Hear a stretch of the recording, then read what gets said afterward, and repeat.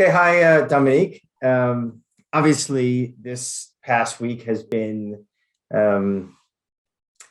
incredibly difficult for a lot of people, for markets, with the Russia-Ukraine situation, and also just how should investors think about, say, central bank policy within the potential impacts and constraints of what's happening in the Russia-Ukraine, which is obviously a very fluid situation.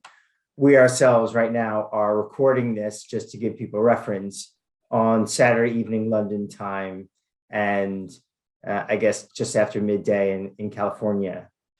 So just to kick off, do you want to talk a little bit about, obviously it was 2 seconds on some of the FOMC speakers this past week and what indications they're giving about how they may handle fallout from the Russia-Ukraine situation? So we had, the usual very public discussion of the details of the policy normalization, which is quite, unusual. And the most explicit comments on guidance on how the Fed would handle the impact of the Ukraine came from Waller, who is a governor, he's a hawk. And he, made a big point that his views were expressed against the backdrop of the invasion, the uncertainty, and he would be monitoring the situation very closely. But the bottom line was that he had a very, very hawkish statement. He pushed for 50 basis points in March, 100 basis points by mid-year, and the start of QT latest in July. And I think these so that would mean 50 and then 225s, or a 50 and a 50, you think? 50 and 225s, okay. Most likely. And I think what drives this view is basically trying to dissociate the run-of-the-mill market or macro impact of the conflict, if you will, which is basically adding to upside risk to inflation because of its likely impact on commodities prices. Yeah. So looking at this aspect of the conflict separately from the other aspect, the risk of systemic disruption of markets. Like so far, the US has made it clear that it doesn't want to get involved directly, militarily, in the Ukraine. It's not going to send soldiers there. And I think no current NATO country is going to do that either. But if they did, you would have, if the US got involved directly in the Ukraine, you would have two nuclear power directly fighting one another. And I think the impact on market could be quite devastating. And we would like to see a repeat of what we had at the outside of the pandemic. Yeah, so that would be like all bets are off. But right now, assuming that it stays within relatively constraints of what's happening right now, you see the Fed moving towards this or continuing down the more hawkish path of 50 basis points to start. You kind of agree with Waller? I agree in terms of looking at what's most likely to happen. I think there is a strong economic rationale.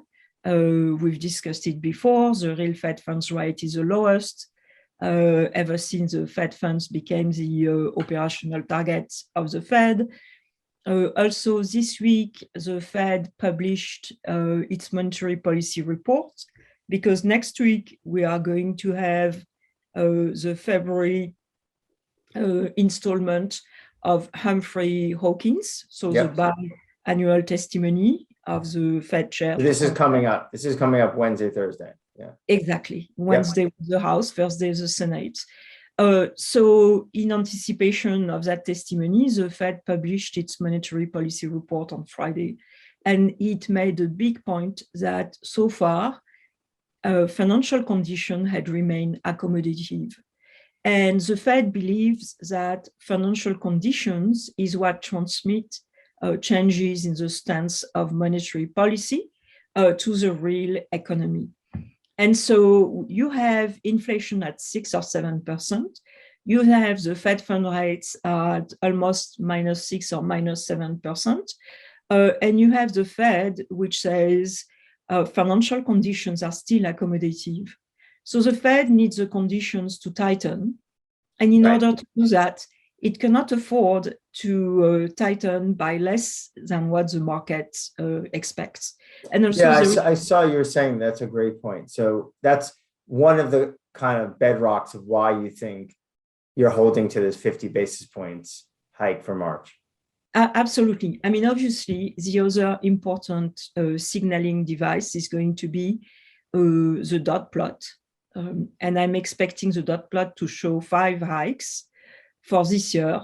And at the same time, I'm expecting the Fed to explain that, there will be even more data dependent than usual. Obviously, if the current situation, explodes, they will look again at their policy. I think, the 50 basis point would also be in the context of the Fed saying we expect inflation to slow down in H2 and we will review our policy accordingly. So damage control, if you will, with the 50. But the bottom line is, given how far behind the curve they are, they cannot afford an easing of financial conditions. And that's why I see Powell next week more likely to communicate 50 and, tough line. And let's remember. Would he specifically say? I guess it's very possible a congressman or a senator would ask him that question. And would he give a definitive answer, or will he give some kind of circumspect answer to that? I think he will want to project hawkishness. So I'm not sure he will say, yes, we will do 50 because he's a chair, he's supposed to listen to everybody. Also, the meeting has not happened. And as you know, before each meeting, he calls one-on-one each participant to discuss the policy option. Yes. So he might hedge a little bit, but in general, he's going to be hawkish, because the other thing not to remember is that it's not been confirmed yet. So we're going to have, it's crazy, but this is what it is. We'll have a Fed chair for the first time ever giving Humphrey-Hawkins without having been formally confirmed. Right. So, if anything, that should push him to be hawkish, even more hawkish. Okay. Yeah. Okay. And then on like, is there any key trait? I think, personally, I agree. Obviously, unless this situation significantly worsens, which is still obviously a pretty high risk. What are the other data points and stuff, say in the U.S., that investors should be thinking about? I mean, the obvious one is NFP, but there what seems to be priced in, 400,000, unemployment around 4%. This seems reasonable to me. To me, the really interesting data point in this is going to be participation.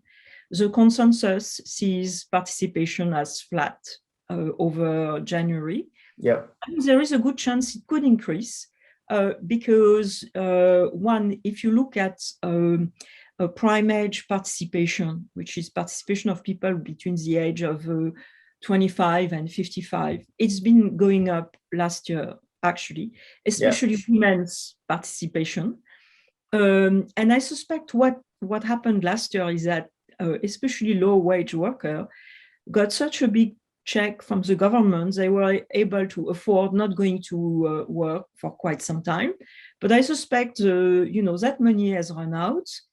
And now they have no choice. They need to go back to work. So, and the other thing that support going back to work is that the pandemic is almost over. I mean, if you look at the data, I saw you included, Yeah. So investors can see charts you've included about showing about how all different kind of indicators, metrics around COVID has been coming down. But also your point that the savings rate has also been coming down, and that could also be another kind of push for people to kind of re-enter, I guess, the workforce as well. Right. It could be a sign of strain, that in order to cover their basic expenses, they really have to dip in their savings more than usual. Certainly the savings rate in January was below what it was before the pandemic. So it doesn't look very sustainable. So let's see. But yeah, I'm hoping for an increase in participation. Right. And if we saw some kind of outsized number, would it change your view in any sense for or not, as important as it is, one data point is not going to be enough? You mean outsized number in terms of headline? Yeah, like it was, participation didn't go up, and it was like basically no new jobs, and well, the Fed wouldn't be happy, that for sure. But I think a data point alone is not going to change their view. I think they've, the board members have realized that you cannot be gradualist when you have inflation running at 7%. Yeah, I think, where it's such a mismatch between what the policy rate probably should be and what it is, with everything going on, irrespective. No, I understand that. Okay, cool. Anything else investors should be thinking about? Obviously, a lot of this is going to be dependent upon what happens in Ukraine, but definitely, I think that for people like me, are not going to get a lot of attention next week. It's more it's much more like Dr. Sam and people like that. Exactly. And by the way, that webinar we had was really interesting, and I cannot recommend it strongly enough to investors. It really is good. He was amazing. I mean, the timing obviously was pretty unique. And I was saying quickly, like from very connected people in Russia and Ukraine, like a lot of other people were really surprised. And just on that topic, obviously, we want to put our kind of our hearts and prayers out for everyone who is in Ukraine, and everything that the government and the people of Ukraine have been doing in fighting against the Russian aggression has been incredible. So yes, we pray for hopefully peace, and then kind of that's it then. Absolutely. Yeah. So okay, cool. And everyone enjoy the rest of the weekend, and good luck next week. And obviously reach out, and Dominique, myself, Bilal, we're always around. So whatever you guys need, please feel free to reach out. Definitely. Have a great week, everyone. Thank you.